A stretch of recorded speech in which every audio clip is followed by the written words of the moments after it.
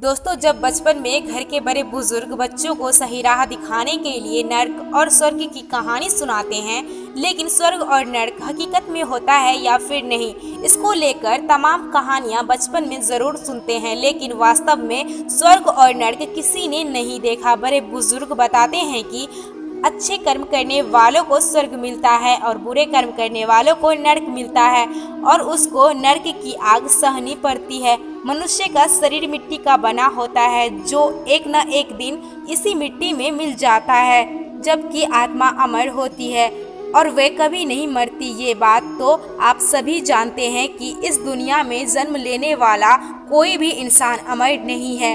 एक न एक दिन हम सभी को मरना है। किसी की मौत वक्त से पहले होगी तो किसी की मौत उसके वक्त के बाद। लेकिन आज इस वीडियो में हम आपको बताएंगे कि मरने के बाद आत्मा का क्या होता है और वे कितने दिनों तक अपने घर में रहती है। नमस्कार दोस्तों, स्वागत है एक बार फिर से आपका महावीर मोटिवेशन 9 में। हिंदू सभ्यता के अनुसार मरने के तुरंत बाद फरिश्ता यानी यमदूत इंसान की आत्मा को अपने साथ ले जाते हैं और वहां उसकी पुण्य और पाप का लेखा जोखा किया जाता है और मरने के 24 घंटे बाद उसकी आत्मा को उसके घर छोड़ जाते हैं। वो अपने परिजनों में भटकती रहती है और सब लोगों से बात करने की कोशिश करती है, लेकिन उसके आवाज को कोई नहीं सुनता। यह देखकर आत्मा बहुत दुखी और बेचैन हो जाती है और वे जोर जोर से चिल्लाने लगती है। उसके बाद भी उसकी आवाज को कोई नहीं सुनता। इसके बाद मरे हुए इंसान की आत्मा अपने शरीर में घुसने की कोशिश करती है, लेकिन वो मरे हुए शरीर में प्रवेश नहीं कर पाती। इसके अलावा यह भी बताया गया है कि जब व्यक्ति की परिजन यानी घर वाले रोते हैं तो वे आत्मा दुखी और बेचैन हो जाती है, जिसकी वजह से वे भी रोने लगती है, लेकिन वह कुछ कर नहीं पाती। वे लाचार बनकर अपने किए गए कर्मों को सोचकर दुखी होती है।